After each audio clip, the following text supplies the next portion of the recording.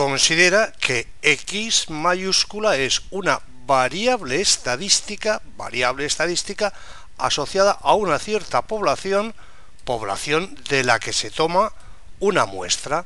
Pues bien, en esa situación, del valor que toma X en cada individuo de la muestra, diremos que es un dato. Utilizando brocha gorda, cabe decir que al seleccionar una muestra de la población en cuestión, empleando brocha gorda, cabe decir que pueden presentarse dos situaciones. Vamos con la primera. Cada dato se repite mucho.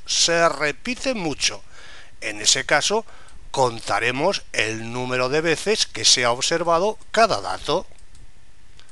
Lo ilustramos con un ejemplo. Considera que los 32 números que hay en esta tabla corresponden a los datos relativos al número de cuartos de aseo que hay en una muestra de 32 viviendas.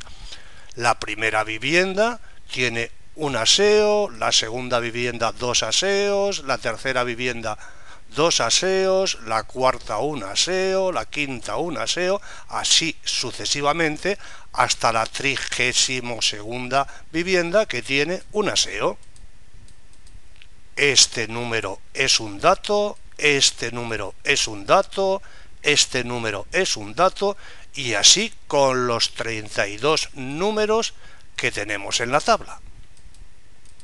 Observa que en la muestra que hemos observado, la variable estadística número de aseos toma únicamente tres valores: el valor 1, el valor 2 y el valor 3. Así las cosas, fíjate, empezamos por ejemplo con el valor 3. ¿Cuántas veces aparece el número 3 en la tabla? Bueno, cambiamos el color para que se vea mejor. El número 3 aparece 5 veces.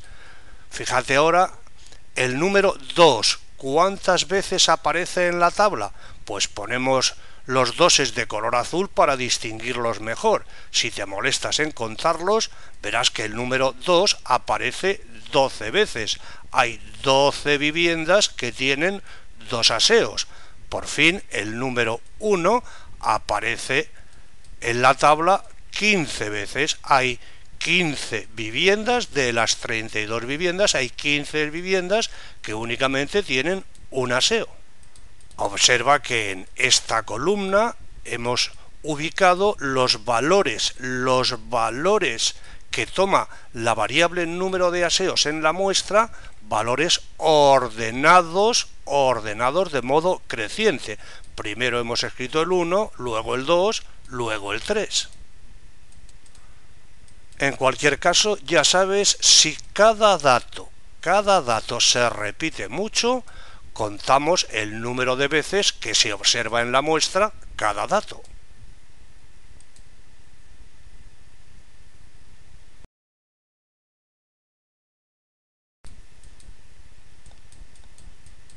Una vez dicho lo que haremos cuando cada dato se repita mucho, veamos lo que haremos si cada dato se repite pocas veces. En ese caso, lo que haremos será agrupar los datos en intervalos que llamaremos intervalos de clase, y contaremos el número de datos que hay en cada intervalo de clase.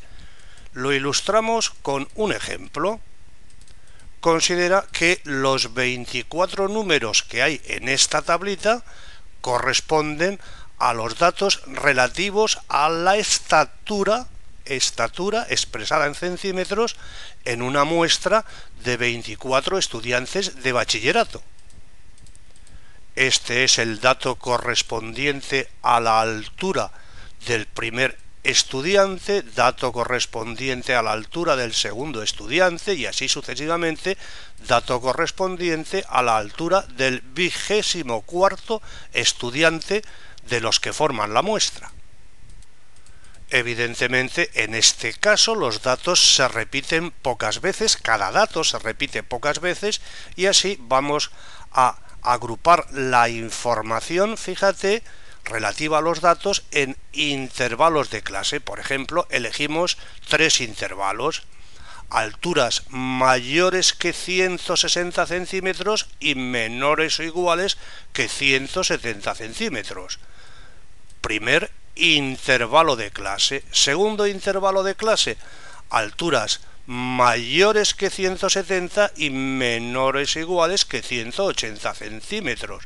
Por fin, tercer intervalo de clase: alturas mayores que 180 centímetros y menores o iguales que 190 centímetros.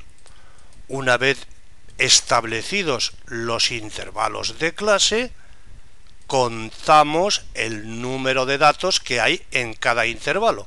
Empezamos, por ejemplo, por este intervalo. ¿Cuántos datos hay en esta tabla que correspondan a números mayores que 180 y menores o iguales que 190? Bueno, pues hay 3 datos que marcamos en color fucsia. En este intervalo encontramos 3 datos. Seguimos. En esta tabla debemos contar los números que son mayores que 170 y menores o iguales que 180. Para que los veas más rápidamente, los escribimos en azul. Hay 7 datos contenidos en este intervalo de clase. Por fin hay 14 datos, los que quedan marcados en negro, datos que son números mayores que 160 y menores o iguales que 170. Más cosas: del punto medio de cada intervalo de clase, punto medio que es la semisuma de los extremos del intervalo de clase, decimos del punto medio de cada intervalo de clase, se dice que es la marca de clase del intervalo en cuestión.